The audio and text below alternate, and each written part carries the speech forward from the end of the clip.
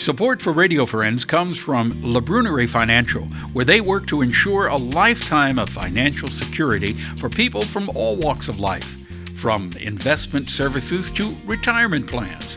If you're looking for a trustworthy company that has the experience and knowledge to put your interests first, contact La Brunerie Financial, a community-based investment counseling firm since 1966. Learn more at labrunerie.com or by calling 573-449-5313. Good morning and welcome to Radio Friends on Monday, August the 6th. Larry Brown is with us. Pleasure to have you here, Larry. Good morning. We always introduce you as our singer, songwriter, and storyteller. Today, no guitar. You're not writing a song, so you're telling a story. I am telling a story, but there'll be a song implied in the story. All right, shall we get right into the story then? Well, sure, but maybe we'll have some time to talk about it. What's the name of the story? I'm calling the story Sadako's Memorial. Okay, so here is Larry Brown with Sadako's Memorial. Now, in Japan, August the 6th is celebrated as Hiroshima Peace Day, because it was on August 6, 1945, that the United States dropped the atomic bomb on Hiroshima. And they have a commemoration there. It's the Hiroshima Peace Memorial event, and it's in the Hiroshima Peace Park, which is the area that was pretty much ground center. And thousands of people do attend that event every year, and you may recall a previous president of the United States attended that event. Well, when folks gather, they also go to another memorial in the Hiroshima Peace Park. It's called the Children's Peace Monument. And they go there and often bring these little origami folded paper cranes. I have one here. And they take it to this memorial that was dedicated to a young woman who died in 1955 of leukemia. And her name was Sadako Sasaki. Now, there's another event that happens also there. There's a holiday sometimes celebrated in Japan called Obon Day, and it's a Buddhist recognition of ancestors. And people do come as well to this memorial and bring paper cranes. Now, the memorial itself is a huge bell, and hanging in the middle like a wind chime or perhaps a gong for the bell, a clapper for the bell, is a bronze crane. And then outside on top of the bell is a statue of the young woman, Sadako, and over her then is another metal designed image of a crane.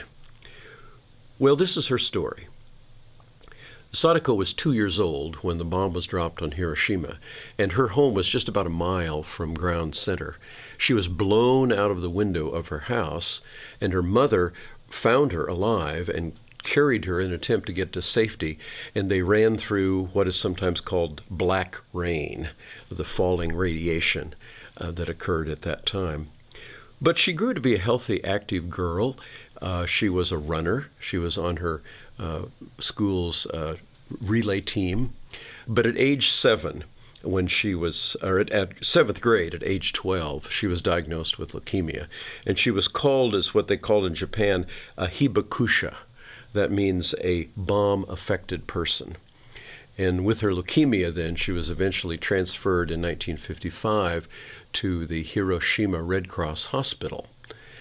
And there she had a roommate who told her a legend, a belief in Japan, that if you folded 1,000 origami paper cranes in 1 year's time, your wish would be granted, particularly a wish for long life and good health. And so she began to fold paper cranes, folding and folding and folding until finally the disease was too much for her and she had to quit. Friends of hers at school and family members started folding to assist her.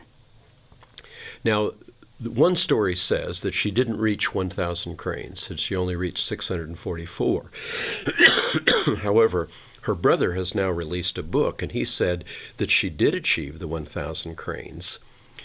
But in that story, of course, is the story of hope and commitment to try to overcome the leukemia. Well, the Atomic Bomb Casualty Commission of that time did do research on her at the time and post-mortem to learn more about radiation-caused leukemia. But we know her mostly because of the cranes and the story of her folding them. Some of her cranes are now placed at various locations around the world. There are some of her cranes at the 9/11 Memorial in New York City. Some of her cranes are at Pearl Harbor, and there's even some at the Truman Library in Independence, Missouri. Now, her friends and classmates raised enough money to build this memorial for her, and it was dedicated in 1958. But most of us know the story of Sadako from books and stories and songs, and even musicals have been written about her. I recall singing Fred Small's song, Cranes Over Hiroshima, sang that a number of years. But most folks know the story, Sadako and the Thousand Cranes, that was written in 1977 by Eleanor Corr. Now, that book has been produced in many different versions and circulated. But now Sadako's brother has released a new book called The Complete Story of Sadako Sasaki. And he is now telling more of that story, and that book will be known by more and more. Well, many organizations throughout the years have used the cranes and her story to promote world peace, like the Peace Crane Project. But often folks sing or chant or remember the inscription that is written at the bottom of the Children's Peace Memorial that says, "This is our cry, this is our prayer, peace in the world." And that's the story of Sadako's memorial. That's a beautiful story, and it's an interesting story. And I want you to read that inscription again. This is something that I wish would sink in to all of us. Peace for the world. This is our cry. This is our prayer. Peace in the world. Yeah. Yep. And the crane, you say that there are cranes at Pearl Harbor, mm-hmm. and there are cranes at Harry Truman's home. Where are some other locations? Well, 9/11, I mentioned Memorial. Yeah. I know there's just various places. Seattle, Washington has a statue there, and there are other cities that also have statues of her.